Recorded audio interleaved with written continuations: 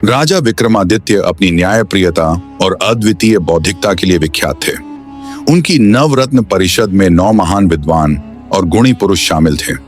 इन 9 रत्नों का कार्य केवल राज्य को समृद्ध करना नहीं था, बल्कि भविष्य में आने वाले किसी भी खतरे से राज्य की रक्षा करना भी था।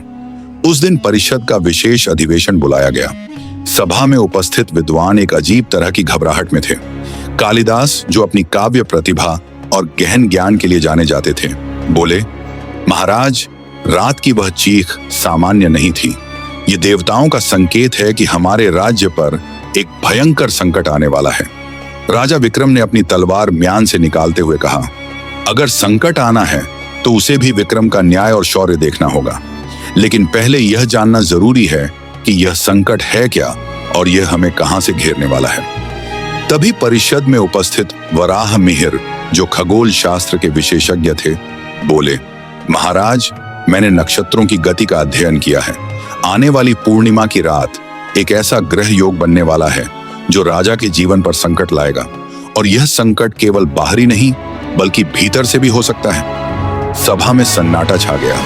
क्या यह संकट किसी षड्यंत्र का हिस्सा था या प्रकृति की कोई लीला?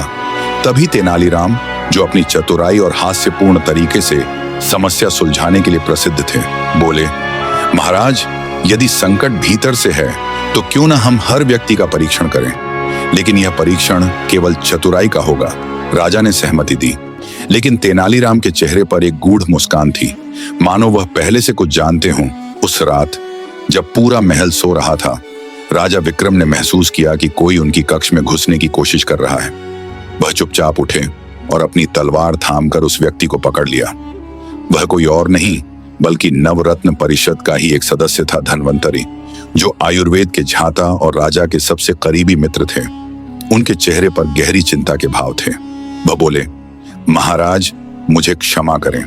मैं आपको चेतावनी देने आया था कि परिषद के भीतर एक गद्दार है, लेकिन